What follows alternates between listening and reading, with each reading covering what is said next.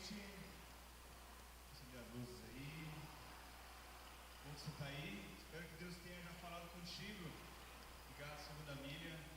Se não segue os meninos lá ainda no Instagram, compartilha aí depois aí com eles. Segue lá eles, segunda milha, um trabalho incrível. Em breve vai ter EP. Vai, né? Isso aí, acompanhe eles também lá no Spotify, Deezer, todas as plataformas aí. Se você não segue, quer música boa, vem aí. Gente, abra comigo aí em João, capítulo 10. Vou compartilhar algo com você hoje sobre lutas. Eu sei que lutas a gente tem passado, por um tempo complexo no nosso país, nossa nação e tudo aquilo que a gente tem vivenciado aí como... Leandro, obrigado.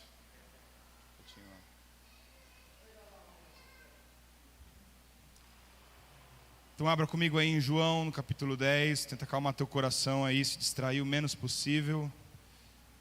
E eu espero que Deus fale a oração hoje. João 10. Eu vou ler a partir do versículo 7, tá bom? E diz assim: então Jesus afirmou de novo a todos: digo, eu sou a porta das ovelhas. Todos os que vieram antes de mim eram ladrões e assaltantes, mas as ovelhas não os ouviram. Eu sou a porta, e quem entra por mim será salvo. Entrará e sairá e encontrará pastagem. O ladrão vem apenas para roubar, matar e destruir. E eu vim para que vocês tenham vida e tenham vida plena. Leio de novo o versículo 10. O ladrão vem apenas para matar, roubar e destruir. E eu vim para que vocês tenham vida e tenham vida plena.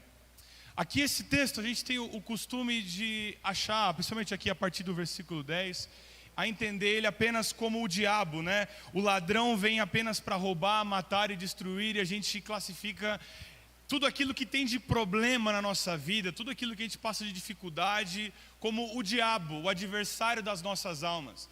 Quando a gente olha no texto aqui na língua original, no qual a Bíblia foi escrita, o Antigo Testamento no hebraico, o Novo, pedaços no aramaico e no grego, a gente vê aqui que ladrão, ele não está fazendo uma menção ao diabo, a Satanás, o adversário das nossas almas. Ele está colocando aqui como se fosse a classe, a categoria, ladrões, no sentido do bandido mesmo, daquele que vem e rouba, mata e destrói, no qual, claro, Satanás está incluso, mas não é única, exclusiva dele. Quando a gente olha para o evangelho, para o meio gospel, vamos dizer assim, o evangelho não, para o meio gospel, tudo aquilo que é de bom, a gente fala, é Deus. Se está acontecendo alguma coisa de importante ou de legal na minha vida, é Deus que está comigo. Se está acontecendo coisa ruim, é coisa do diabo, é coisa do capeta. Então, por exemplo, ontem o Santos tentou roubar o título de nós, por exemplo. Nós, digo, palmeirenses. Então, o mais gosto é falar o diabo se levantando contra o Verdão, né? E aí, se a gente for ver, aquilo que era ruim para nós era o sonho do outro. Então, o que eu quero dizer é que no meio evangélico, a gente acha que tudo que é de bom é Deus do nosso lado, e tudo aquilo que acontece de ruim é o diabo. Doce engano da nossa parte. Hoje eu quero conversar com vocês a respeito de algumas coisas que, para não ser superficial e achar que tudo aquilo que acontece na nossa vida é uma briga binária, é o bem contra o mal, é o diabo ou é Deus. É claro que tem coisas na nossa vida que tem a ver com Deus e às vezes com o diabo, com o nosso adversário, mas nem tudo se resume a isso. Então presta atenção nisso. Quando a nossa vida se transforma em algo que a gente não consegue mais amar, a gente diz que é o diabo que é o culpado. Já passou por esse momento, quando a vida que você está levando não é tudo aquilo que você queria? Quando a vida acontece de um jeito que a gente já não ama mais a vida tanto assim, a gente diz, o culpado é o diabo. E a gente exime, a gente sempre tenta achar um culpado para as coisas que dão errado na nossa vida, para os dilemas que a gente enfrenta. E aí a gente tira o nosso corpo dá reta e crucifica o diabo. Leandro, obrigado, pode deixar aí, tá? Agora você, Leandro, você fica lá quietinho agora lá, tá bom? Você está me atrapalhando, tá bom, querido? Então, gente, não perde o foco. Então, aqui comigo. Quando a gente passa por esse tipo de luta, a gente tem essa forte tendência a fazer esse tipo de divisão. Ou é Deus, se está me abençoando, se está dando errado, é o diabo. Então, logo a gente sai culpando ele, quando às vezes não tem nada a ver. Poxa, o pastor está dando uma de advogado do diabo, literalmente. Não, eu só quero colocar alguns pontos nos is aqui hoje diante de vocês, para a gente ter uma postura diante da vida, para a gente não espiritualizar tudo. Tem coisas na nossa vida que acontecem por culpa nossa, e não tem nada a ver com o diabo. Tem questões da aleatoriedade, eu vou falar isso, sobre caos, sobre coisas que a gente passa. Então olha só, nós fazemos como? Geralmente quando é muito religioso, olha só, presta atenção nisso. Quando a gente é muito religioso, a gente ora muito, é porque a gente perdeu muito. Então olha só, a gente ora mais em algumas fases da nossa vida, porque a gente perdeu muito também. Porque quando tem muito, geralmente a gente não ora tanto assim. Quando as coisas estão indo certo, teoricamente, a gente fala, pô, Deus está comigo. Logo, a gente relaxa. Deus está comigo, as coisas estão funcionando. Quando as coisas não estão funcionando tão do jeito que eu queria, e a vida não está acontecendo da maneira como eu quero, eu começo a orar mais, porque a gente diz o quê? Que o inferno está se levantando mais contra a minha vida. Então a gente trata a Deus como a gente trata um morador de rua. Pesado, né? A gente trata a Deus, a nossa espiritualidade ela é assim, como a gente trata um morador de rua. E como que a gente trata um morador de rua? A gente dá o que resta, o que sobra. Você não quer mais aquele alimento, você dá para o cara, você dá as moedas que te sobram no console do carro, você faz isso. E com Deus, a nossa espiritualidade acaba acontecendo dessa mesma forma. Quando está tudo bem, a gente vai levando a vida. Agora, a gente vai dando o que resta. Mas aí quando o negócio aperta, a gente fala, aí eu preciso me aproximar de Deus. Aí eu preciso estar firme na igreja. Se precisamos da ajuda de Deus, a gente faz campanha de oração, a gente vai até o Everest. Eu lembro de uma vez que uma pessoa falou assim, pastor, estou precisando ir para o monte. Eu falei, bora? O que aconteceu lá? Acampamento, o que é? Não, as coisas estão uma dificuldade. Aí eu falei, queridos, bem, a gente pode ir, não tem problema não, eu gosto de monte, eu não acho que acontece, o místico está no monte. Mas você quer ir, a gente vai. E aí um tempo depois tinha resolvido a crise com a pessoa, e aí eu falei, e aí, e o monte? Ô pastor, faz tempo, está corrido demais, estou trabalhando muito. Então olha só, o problema resolveu, o monte agora não preciso mais do monte. Agora quando as coisas estão complicadas, o diabo está se levantando, aí eu preciso ir para o monte orar. Eu preciso investir tempo, eu preciso, na minha vida espiritual, eu preciso estar ligado, eu preciso estar conectado com Deus, porque senão o devorador, como alguns acreditam, quando eu não dou o dízimo, na igreja acontece. Agora responda com sinceridade. Se na nossa visão, quando algo acontece de ruim comigo, quem é o culpado? Foi a pergunta e aqui a frase que o Pedro disse, quando chega ali o pai junto com o menino que é cego, e aí se faz a pergunta, quem foi que pecou, Jesus? Os pais dele, ele, o que é? Quem é o culpado? A gente sempre tenta achar um culpado para a vida, para o meu desemprego, para a minha doença, para a minha dificuldade, para a minha luta, para os problemas que eu enfrento, para a minha fraude que eu passei, pela minha depressão. A gente tenta na vida encontrar um culpado para as coisas que a gente passa, para os dilemas que a gente vive, enfim, tantas coisas. O que eu estou querendo trazer aqui para vocês, queridos, é que tem coisas que é o diabo, tem coisas que é Deus agindo e tem coisas que é negligência nossa, responsabilidade nossa. Por exemplo, eu sempre digo isso, que o divórcio começa no namoro. Por que acontece isso? O cara grita com você, fala alto, o cara xinga a mãe dele, não lava uma louça. Eu conheço, eu não vou falar, ética, conselho de ética pastoral me pega, mas eu conheço a cara de 24 anos que nunca sentiu que é um detergente IP nos dedos. Estou falando sério. Desrespeita o pai, chuta o cachorro, mas aí ele disse que te ama, você se abre que nem uma flor. Estou mentindo, gente? Quantos adolescentes, quantos jovens que eu passo por isso, a gente enxerga, mas é cego. E principalmente quando acontece na nossa vida, o pai avisa, a mãe avisa, o vô, a avó, o pastor, até o inimigo vem e avisa, mas aí você vai lá e casa com o fulano porque o sorriso dele é bonito. Ai, pastor, quando eu vejo, uma vez uma menina falou assim, ai, pastor, quando eu vejo aquele sorriso, mano, quando você vê aquele teu sorriso, e aí a gente, depois quando passa por algumas coisas, briga, luta, aí chega na minha sala e, pastor, o diabo está se levantando lá em casa. Dá vontade de pegar assim, chacoalhar, dar um chacoalhão, falar assim, Senhor Jesus, respira fundo, que essa corintiana não entendeu o negócio, né? Corintiano é mais difícil, mais devagar.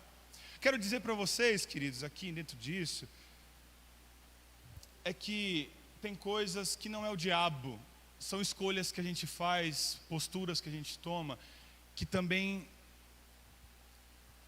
destroem, minam a nossa vida. Como também o contrário disso. Por exemplo, um menino, eu conheço um menino, essa história, um moleque nasceu na favela, sem acesso, numa escola pública, totalmente complicada a situação dele, difícil, estudou pra caramba, ralou, a questão do mérito, gente, não tem como você comparar o ensino de um cara, de um playboy, que estudou a vida inteira escola particular, fez cursinho, eu estou falando de cara que eu conheço, que fez cursinho, fez aí fora do país, e você quer comparar com uma moleque que cresceu sem esse tipo de condição.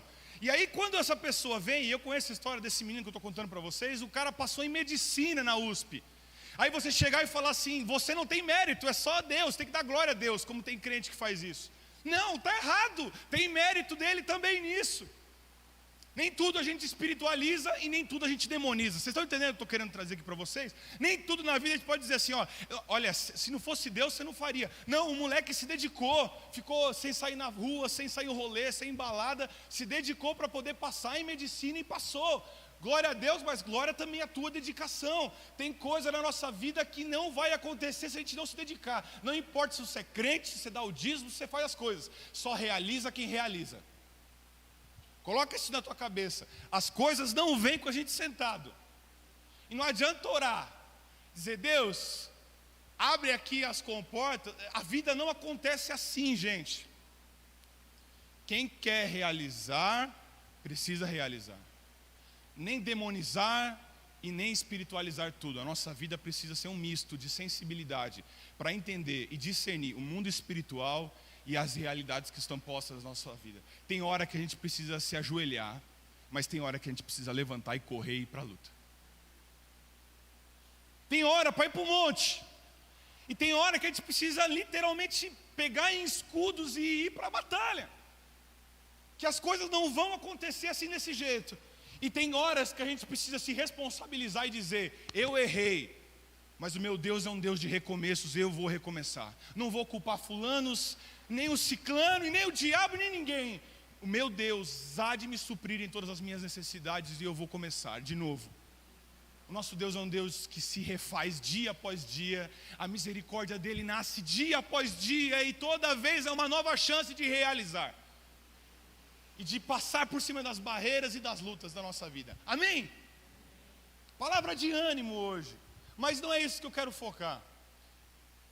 Eu quis dar essa base para que a gente não saia daqui espiritualizando tudo. Mas eu quero falar sobre 3 coisas que o diabo vai tentar te roubar.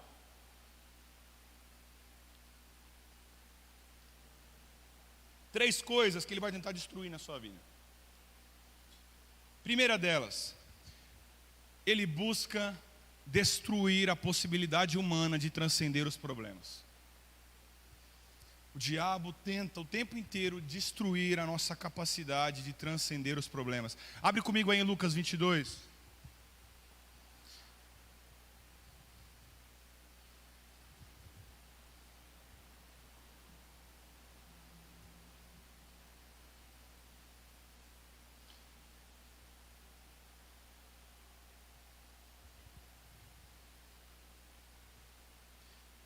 falando em monte, um monte.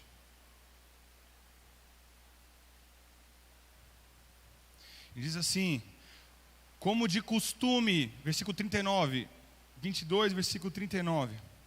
Olha só que interessante aqui. A gente vai ter a postura aqui de Pedro. Quero focar em Pedro aqui.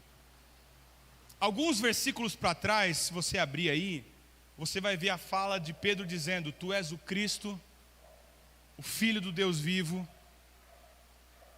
Uma revelação no qual não foi dado por sangue, pela carne, mas pelo Espírito. Pedro dá uma bola dentro. E aí, depois passam alguns instantes e vem o versículo 39 aí. Como de costume, Jesus foi para o Monte das Oliveiras e os seus discípulos o seguiram. Chegando lá ao lugar, e lhes disse: orem para que vocês não caiam em tentação. E ele se afastou deles a uma pequena distância, ajoelhou-se e começou a orar: Pai, se queres de mim este cálice, contudo não seja feita a minha vontade, mas apenas a tua. Apareceu-lhe então um anjo do céu que o fortalecia.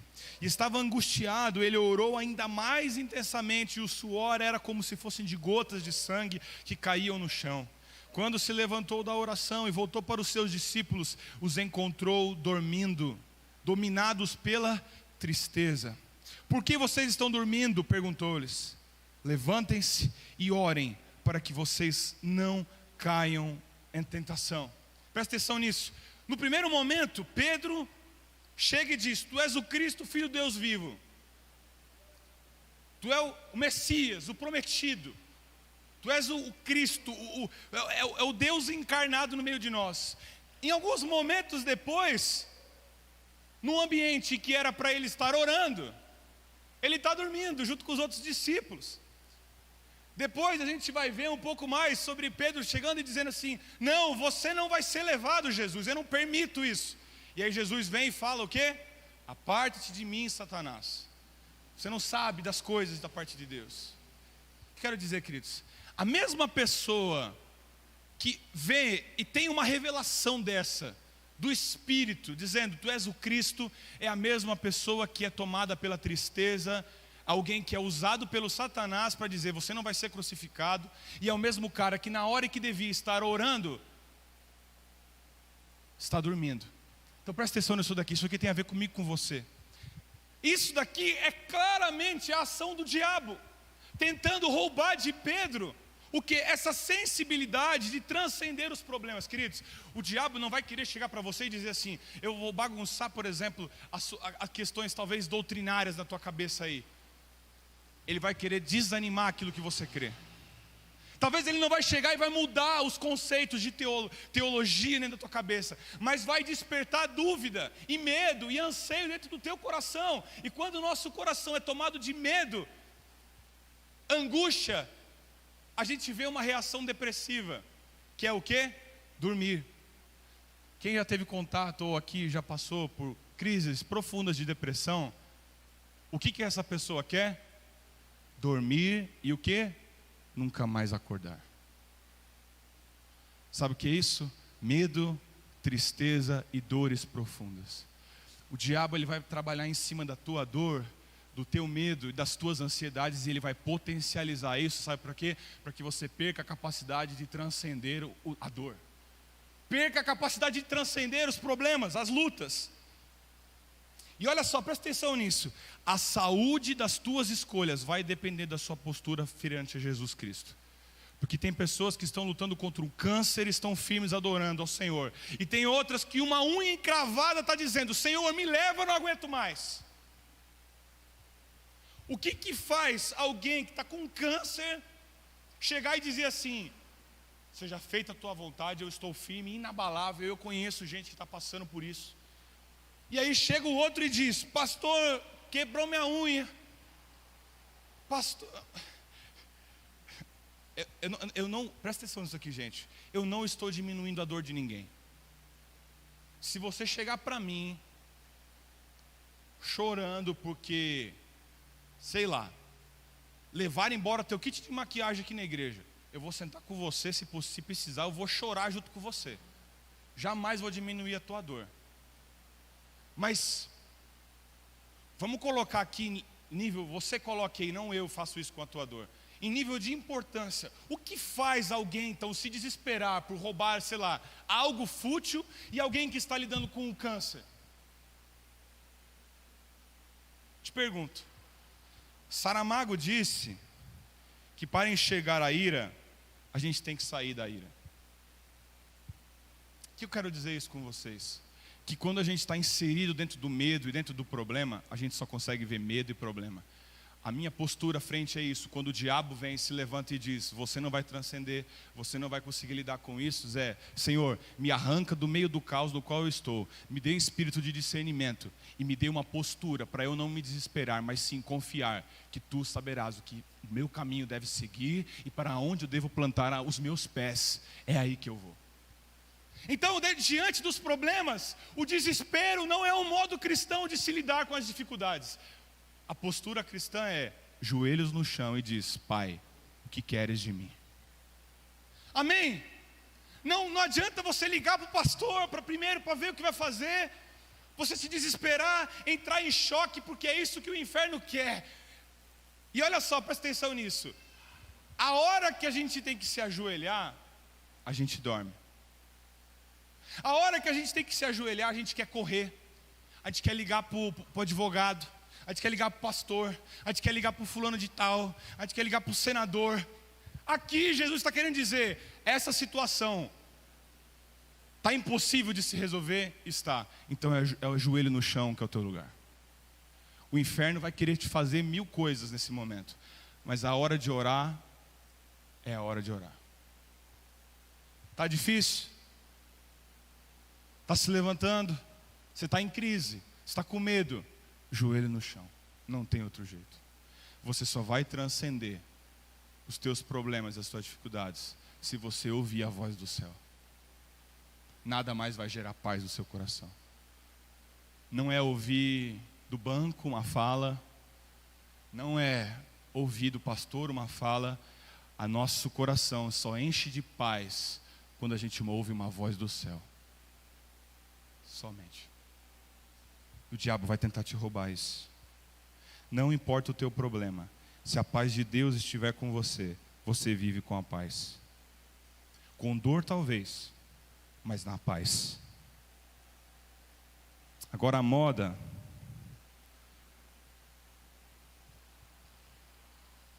é a gente fazer coisas e depois a gente chega e é a última coisa que a gente faz. E sempre quando eu aconselho pessoas, eu chego e falo assim: você já orou? A pessoa já fez 1000 coisas, menos orar. Então, queridos, a minha palavra aqui nesse primeiro ponto é: eu espero que Deus te dê um espírito de discernimento, para que você saiba a hora que tem que dormir e a hora que tem que estar em pé, a hora que tem que correr e a hora que tem que ficar parado. Aqui está o segredo da vida. Segunda coisa que o diabo vai tentar vai roubar de você. Ele vai tentar roubar a tua intimidade com Deus. O tempo inteiro ele vai fazer isso. Quando o nosso quarto ele já não é mais um altar, ele é só um dormitório. A maior parte de nós aqui, o nosso quarto é só um dormitório. É só um lugar que a gente dorme. Mas olha só o princípio que Jesus nos ensinou: vá para o teu quarto e faça dele um altar de adoração a Deus. É o lugar mais íntimo que a gente pode ter, e não é, eu não estou querendo dizer aquele cômodo só, eu digo o lugar espiritual, querido. É difícil a gente ter hoje pessoas assim, que têm intimidade com Deus, que conhecem Deus de perto. Eu falo isso, queridos, tem crente na igreja que só vem buscar uma apólice de salvação do inferno. Olha, eu venho para a igreja, eu tenho medo desse negócio de inferno. Olha, São Paulo aqui, eu não tenho ar-condicionado em casa, está um calor aqui, meu. Imagina nesse tal de inferno aí, deve estar quente pra caramba lá. Então eu tenho medo desse lugar, então eu preciso ir para o céu. Gente, eu digo para você, se você está aqui, só porque você tem medo do inferno, eu quero dizer para você, vai ser o pior lugar do mundo, vai ser o céu para você. Porque o céu vai ser o lugar da mais pura intimidade com Jesus. Se você não ama ter aqui, muito difícil você vai gostar do céu um dia. E o inferno vai tirar, vai tentar te destruir, vai tentar te minar o tempo inteiro para você ter isso. Por isso que é uma das coisas mais difíceis da vida espiritual, é manter e nutrir uma intimidade com Deus. As pessoas chegam para mim, pastor, qual o segredo da constância? Ser constante. Você acha que todo dia eu acordo e falo assim, nossa, que vontade de ler a Bíblia. Todos os dias o Mateus, aqui eu não falo pastor, o Mateus, o indivíduo. Queridos, tem dias que eu não quero ler a Bíblia. Tem dias que eu não quero orar.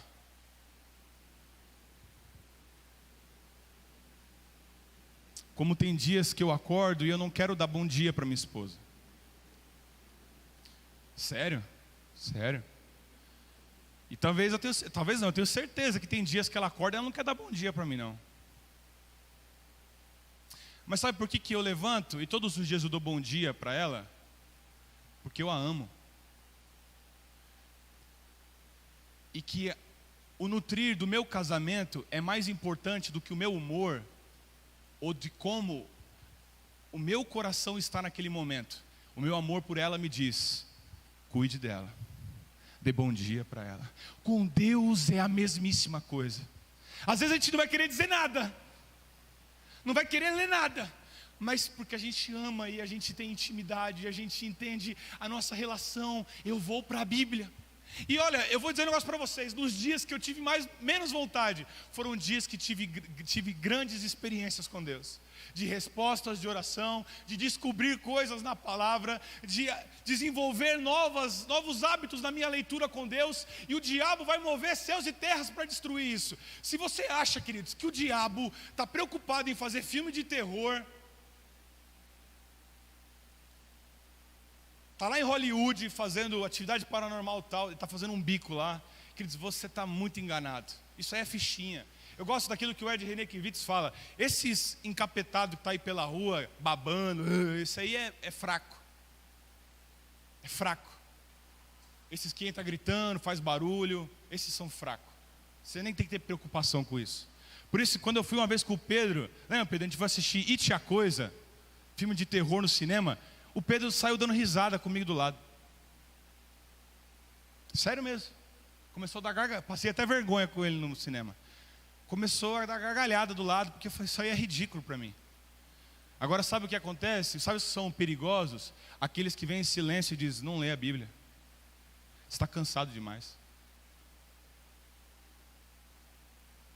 Passa direto pelo teu cônjuge. Você está estressado mesmo? Dá bom dia não. Ei, sabe aquele teu irmão folgado, né, da igreja? Exclui ele do teu Instagram, você não precisa dele não. Passa direto por ele. Esses são os que eu mais tenho medo, porque esses vão minando a nossa espiritualidade e você não vai nem percebendo. Quando você vai ver, você nem mais toca na tua Bíblia.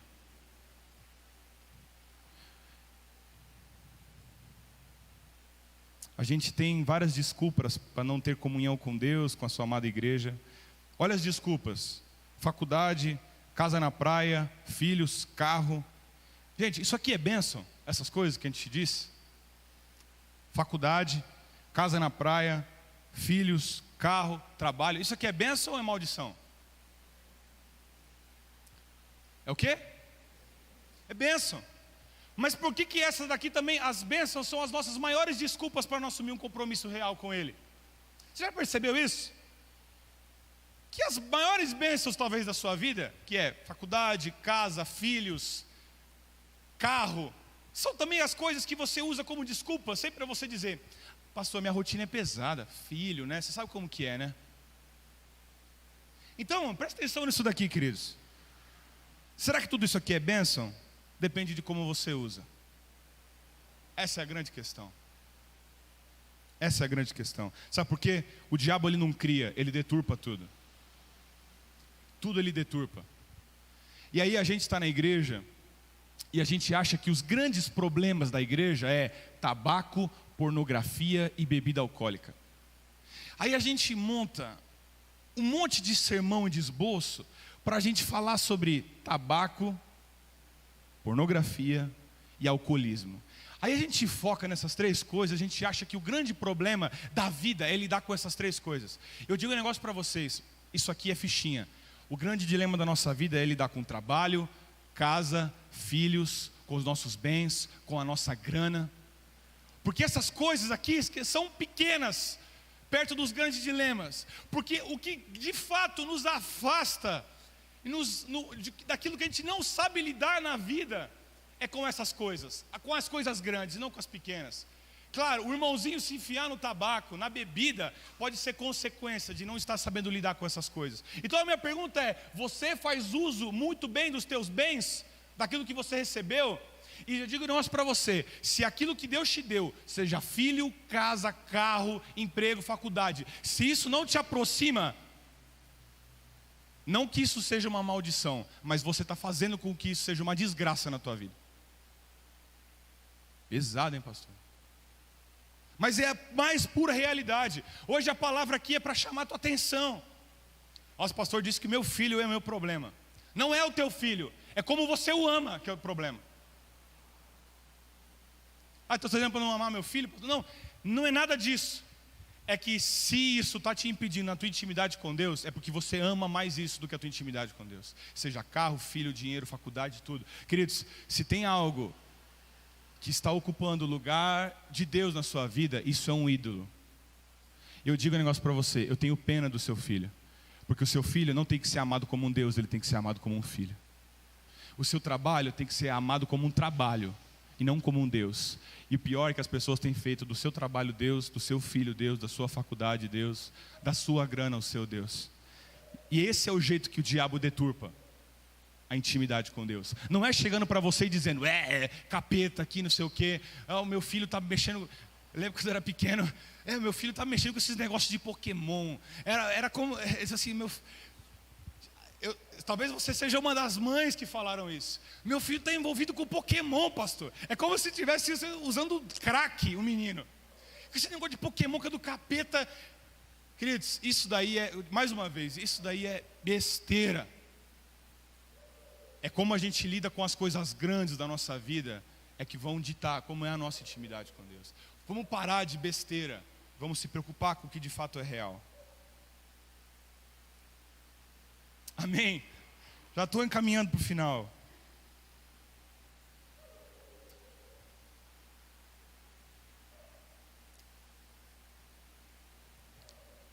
Eu também tenho um problema com outro extremo. Quando também alguém que perde tudo, foi o diabo também que tocou na minha vida. Esse é um outro erro, a gente chegar aí por esse lado. Então, se não foi o diabo, então foi Deus. Eu amo esse texto que o Pedro citou. Ele nem sabia que eu ia pregar sobre isso, ele citou. Sobre quando chega para Jesus e pergunta: foi o menino que pecou? Aí é o papel do diabo na vida do menino. E Jesus fala: não foi ele. E a resposta de Jesus também diz: também não foi Deus quem fez isso. E aí, eu vou indicar um livro aqui. Eu queria muito que você pudesse comprar esse livro, ou você conseguisse o PDF. Vai ser muito difícil você conseguir ele físico, porque eu mesmo, quando eu comprei há uns 3 anos atrás, eu tive que encomendar num sebo no Rio de Janeiro, para você ter noção. Mas PDF você vai conseguir. Quando coisas ruins acontecem com pessoas boas, do rabino Harold Kushner. Quando coisas ruins acontecem com pessoas boas, você não pode passar dessa vida para outra sem você ler esse negócio. E uma das coisas que Harold Kushner fala naquele livro é que tem coisas na vida que não é Deus, não é o diabo e nem é você. Ele dá o nome de aleatoriedade, ele chama de caos. Queridos, nós vivemos dentro de um mundo que é instável e volátil e que impera o caos. Então tem coisas na vida que a gente não vai ter explicação. Nós estamos diante da aleatoriedade. O mundo é mau. Esse mundo nosso é volátil. Uma hora a gente tem, outra hora a gente perde. Uma hora a gente está campeão da Libertadores, outra hora está rebaixado. Outra hora a gente literalmente está por cima e outra hora a gente está por baixo. E nem sempre é Deus ou é o diabo. A gente lida com um mundo que é instável, queridos. E aí, olha só, presta atenção nisso aqui. E é por isso que Jesus vem e diz: cuidado, não amem tanto assim Betsaida, não amam tanto assim Samaria. O que está querendo dizer? Não amem demais São Paulo. Não ame demais o teu cargo, o teu carro, que uma hora vai embora. Esse mundo é instável. Cuidado. Isso, e aí quando a gente perde essas coisas, isso não pode roubar a tua intimidade com Deus. Terceiro, já encerrando, ele destrói a tua capacidade, e eu vou usar um termo aqui, entenda isso: individuação e singularidade. Queridos, eu não estou falando sobre individualismo, porque individualismo é a desgraça do nosso mundo. É você achar que é tudo sobre você, faz tudo por você, e vem aquela maldita frase, não é maldita de mal falada, é de maldita mesmo, desgraçada, que é cada um por si, Deus por todos, e o mundo é dos espertos. Mas olha, querido, se você um dia for falar essa frase do meu lado, eu vou ter que, Deus tem que vir com muito amor assim dentro do meu coração, porque eu odeio essa frase. Se você usa ela, pelo amor de mim, de Cristo Jesus, não fale ela perto de mim. O mundo é dos espertos. É a desgraça dentro de nós. É a maldição da nossa humanidade, esse narcisismo violento por nós, que é o individualismo. Individuação é o quê? É um conceito. Eu não vou falar aqui sobre o Jung, o cara que desenvolveu ele, eu não acredito em tudo que ele fala sobre isso, mas individuação é a capacidade do indivíduo, independentemente do contexto no qual ele está, ele não se deforma. O meio que ele está inserido não o deforma. O meio no qual ele está inserido, a sociedade, o conceito desse mundo, ele não destrói. E o diabo o tempo inteiro vai tentar destruir a minha e a sua singularidade, o seu indivíduo em Cristo. Poucos cristãos têm essa capacidade. Olha o que Lucas 22, aí no versículo 50 vai acontecer. Presta atenção aí, ó. Eu vou ler a partir do 47, já está aberto. Enquanto ele falava, apareceu uma multidão conduzida por Judas, um dos 12, e ele se aproximou de Jesus para saudá-lo com um beijo. Mas Jesus lhe perguntou: Judas, com um beijo você está me traindo, filho do homem? Ao verem o que ia acontecer, os que estavam ali com Jesus disseram: Senhor, atacaremos com espadas. E um deles quem? Pedro, feriu o servo do sumo sacerdote, decepando-lhe a orelha direita. Gente, presta atenção aqui. Jesus aqui no próprio Evangelho de Lucas, há poucos dias atrás, teve um episódio no qual Jesus foi rejeitado em Samaria. E aí os discípulos vieram para Jesus e falaram assim: Jesus, tu queres que oremos para que o Senhor mande fogo dos céus e consuma eles? Jesus vira para eles e fala assim: que espécie de espírito que habita dentro de vocês? Eu não vim para destruir os homens, mas eu vim para salvá-los. Eu não vim aqui para trazer fogo do céu. Eu não vim aqui para ensinar você a pegar em arma. Eu não vim aqui para você sair matando quem não concorda com você. Eu vim para ensinar aqui a salvação aos homens, a paz, a bondade, a misericórdia. Não façam isso. Aí me dá 3 capítulos, Jesus o tempo inteiro dizendo que ia ser preso. Aí os caras vêm, no primeiro problema que dá, o camarada me saca uma peixeira no meio da confusão. Eu imagino assim Jesus por dentro assim, desgramado. Mas esse Pedro só me dá problema. Aí o Pedro vem, e o Pedro é ruim com força, ele devia ter miopia. Porque a pergunta é: quem acerta a orelha de alguém? Gente, você mira na cabeça, no meio do coco. Se for cearense, era mais fácil de acertar. Um abraço aos cearenses aí. Falo isso que eu tenho na minha família. Brincadeira. O cara erra a orelha, o cara erra a cabeça do cabra e acerta na orelha. E aí Jesus vem e fala: deformado. Sabe o que é isso? A situação deformou quem você é. O contexto no qual você foi inserido destruiu tudo aquilo que eu te ensinei. Queridos, presta atenção nisso daqui. A vida inteira de um discípulo nós vamos passar por ambientes que vão ser testados a nossa fé, os nossos valores e aquilo que a gente acredita. C.S. Lewis, presta atenção nisso que eu vou te dizer. Outro livro aí, hoje é dica cultural, Cristianismo Puro e Simples, é outro que você não pode passar dessa vida sem ler. Ele diz que a coragem, presta atenção nisso, a coragem é a única virtude no cristianismo que segura todas as outras virtudes quando tudo na nossa vida está em xeque. Quer dizer, no momento em que o cara te oferecer um suborno, a única coisa que vai fazer você se controlar e dizer não, é a coragem de ser do cristianismo que ele te dá. E dizer não, eu não vou entrar nessa. E o diabo o tempo inteiro vai tentar destruir e minar você. A tua honestidade, a tua fé. Ah, você crê? Então beleza, então vamos lá. Foi isso que ele fez com o Jó. Deus, deixa jogar um pouco de problema em cima da Cris. Deixa jogar um pouquinho de problema em cima do Lucas. Deixa jogar um pouquinho de problema em cima do Paulo. Vamos ver se esses caras não vão abrir o bico. Não vão abandonar a fé. Não vão blasfemar. Não vão desanimar. Eles vão se deformar. Então o inferno, queridos, vai sempre tentar deformar a vida de vocês. Vai levantar várias situações para destruir a vida de vocês, para destruir a singularidade de vocês. Pedro estava influenciado pelo meio. Ele estava indo lá para maltratar, para matar, até matar se preciso for por Jesus. O meio corrompeu. Eu não sei quais são as lutas que você vai enfrentar, que você já está enfrentando, mas as lutas que você vai enfrentar na tua vida. Eu falei essa semana na live,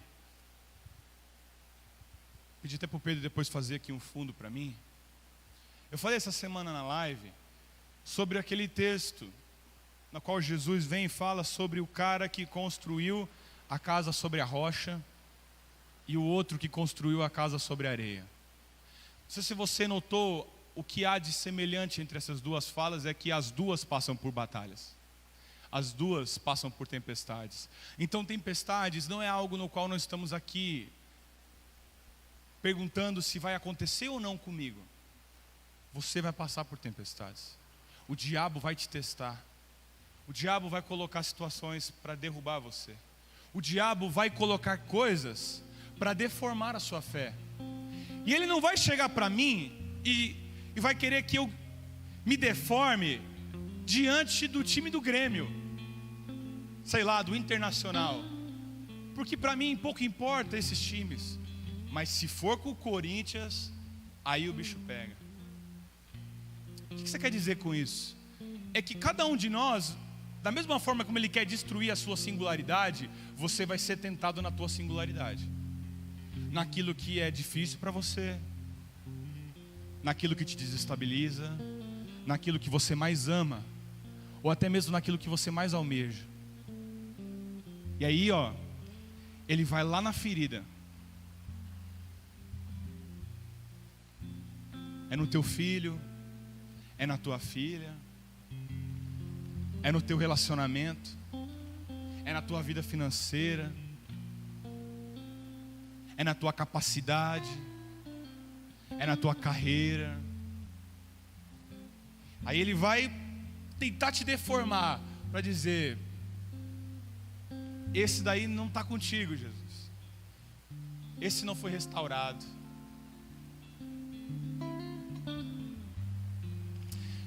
Mas sabe qual que é a beleza do Evangelho? É que mesmo quando o Pedro foi deformado pela circunstância, você pula outras páginas do Evangelho e Jesus vem e pergunta para Pedro: tu me amas? Tu me amas? Tu me amas? E ali Pedro, na última resposta do eu te amo, era mais ou menos assim: Jesus, tu sabes que te amo, mas te amo do meu jeito. Não é com as minhas condições, mas é com esse jeito que eu sou instável, que eu sou volátil. Eu sou assim mesmo, Jesus. Eu sou esse cabeça dura que o Senhor me ensinou, que não veio para matar os homens, mas para salvá-los. E aí mesmo assim eu fui lá, saquei a espada. Eu sou um bocó mesmo. mas eu te amo. E aí, com esse Pedro deformado, ele vem e diz: Pedro, mesmo assim, eu vou confiar a minha igreja a ti, porque eu sou um Deus de novos começos. E que mesmo se você cair uma, duas, eu vou te dar a oportunidade de você recomeçar. Mas filho, tome cuidado, vai, não peques mais, ande no caminho, seja quem você é em mim, olhe para mim, não para as circunstâncias. Não deixe o inferno destruir e moldar frente aos problemas. Confie em mim e você vai andar sobre as águas. Confie em mim e o inferno não vai te engolir. Confie em mim e você vai saber a hora de agir e a hora de se ajoelhar. Você vai saber a hora de correr e a hora de parar, a hora de se agilizar e a hora de dizer: em paz repousado estou em águas verdejantes. Tem hora que a gente vai ter que correr e tem hora que a gente vai ter que parar. Mas esse discernimento a gente não compra na internet. Esse conhecimento a gente não encontra nos livros que eu indiquei. Esse conhecimento só vem de uma vida de intimidade com Deus. Você precisa dele todos os dias. Por isso eu pedi para você fechar os seus olhos. E eu quero que você agora dedique esse tempo para você conversar com o seu melhor amigo.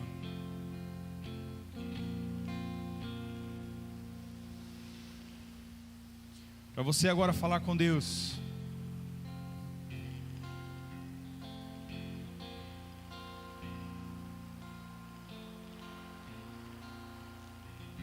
E ver aí dentro do seu coração, sondar os momentos em que você tem visto a tua fé ir embora. Você tem perdido a capacidade de lidar com os problemas. Deus tem roubado a tua intimidade. O diabo tem roubado a tua intimidade. Tem roubado a tua intimidade com Deus, o teu tempo. E aquilo que é bênção na tua vida, você não está sabendo lidar. E as tuas maiores bênçãos se transformam nas tuas maiores desculpas. É tempo de você mudar isso.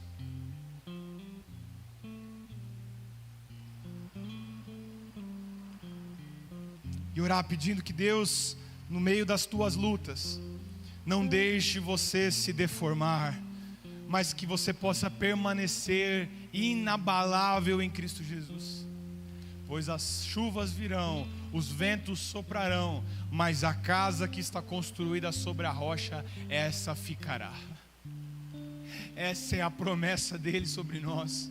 Não é promessa do pastor, não é promessa de alguém que está falando sobre autoajuda. É a palavra de Deus que está dizendo: a casa que está firmada na rocha sobreviverá a qualquer tempestade que vier a abalá-la.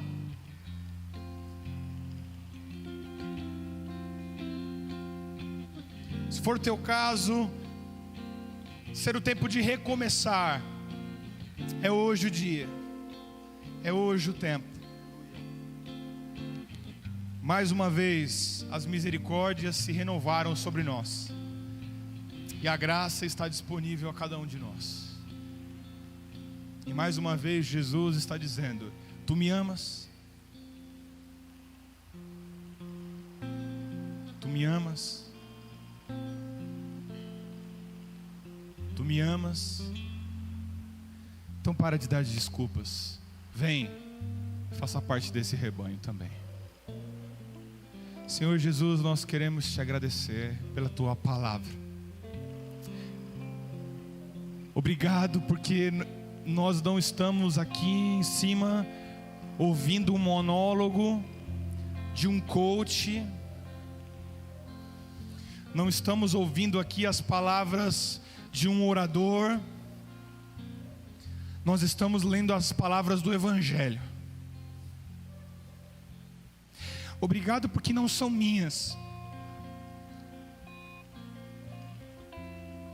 porque não fariam mudança alguma na vida de ninguém aqui nesse lugar, mas porque é a tua palavra, nós confiamos, porque é a tua palavra, nós vamos cegamente, porque é a tua palavra, nós cremos que as promessas irão se cumprir sobre nós, e que o Senhor estará conosco até o fim, e que as portas do inferno não prevalecerão contra a tua igreja, porque nós vamos na força daquele que nos amou, e não só sofreu naquela cruz por nós ou morreu, mas ressuscitou e vivo está. E se Ele vive, nós podemos crer no novo amanhã, e temor nenhum mais há sobre cada um de nós. Assim nós oramos o nome santo de Jesus. Amém.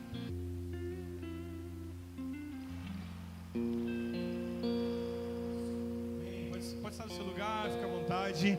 Nós já encerramos. Obrigado, segunda milha. Deus abençoe vocês.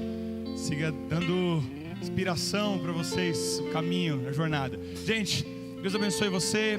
Vai em paz, sem aglomerar. Sei que é difícil, mas vai em paz. Semana que vem é domingo de ceia. Nós vamos aqui estar celebrando. Se puder estar com a gente presencialmente, vai ser uma honra. E quinta-feira, toda quinta-feira, às 20h30 aí no nosso Instagram, nós temos a nossa live de devocional, 30 minutinhos. Pode ter certeza que Deus vai falar ao seu coração. Então, acompanha a gente aí, segue lá. Sobre o do Kids, só para vocês terem informação, a gente está seguindo junto aí com o protocolo do governo do estado de São Paulo a respeito, quando retornarem as aulas das crianças, aí nós vamos retornar também com o nosso espaço Kids, tá bom? Seguindo esses protocolos, já que elas vão ter retornado às escolas nesse período, a gente está fazendo isso também com todo o cuidado do mundo, para ter um controle. Vai ter número reduzido também, vai ter que fazer a inscrição delas. Da mesma forma, todos os protocolos vão ser seguidos com elas também, ok? Só para vocês terem a informação aí. Gente, é isso, vai em paz, que Deus te abençoe e até domingo que vem. Tchau, tchau.